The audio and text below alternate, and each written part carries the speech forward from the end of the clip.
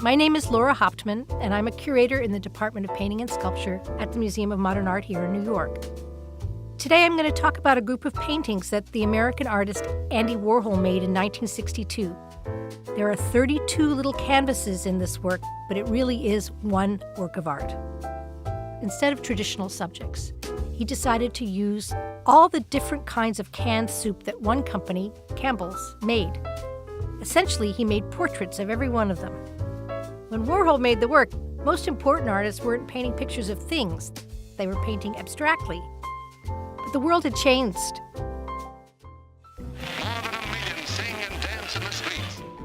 World War II ended in 1945.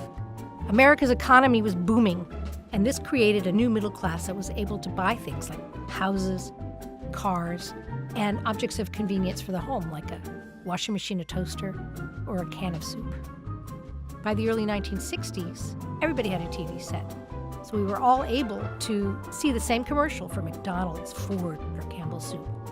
And it became a kind of national language that everybody understood because we all saw it on TV.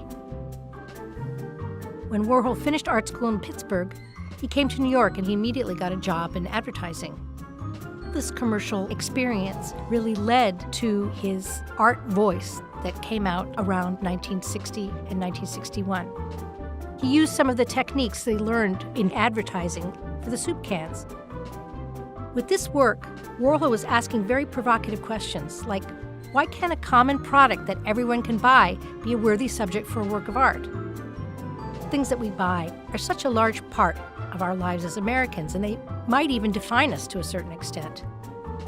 What better way to symbolize American life than through its products and the advertising that makes those products known to everyone?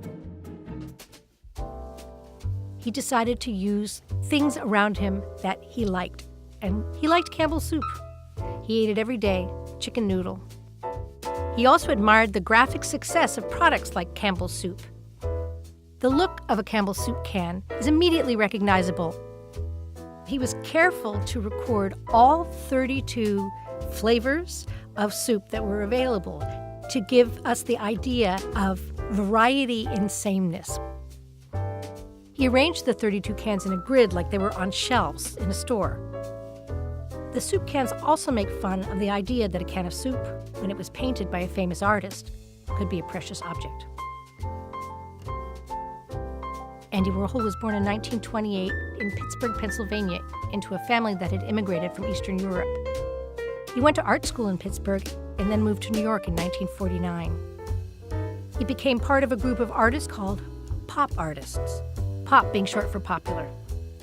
Warhol's work became known all over the world as the definitive example of pop art. While his artwork is emblematic of the 1960s, the way that Warhol celebrates mass media couldn't be more pertinent today. Neither can that little bit of skepticism, that tiny bit of irony with which he approached everything he ever made. Probably Warhol's most quoted remark, "Everyone will be famous for 15 minutes," might be a prediction that's coming true today because of the way that we communicate and advertise ourselves on social media. If Warhol were alive today, he most definitely would be on Instagram and posting on YouTube.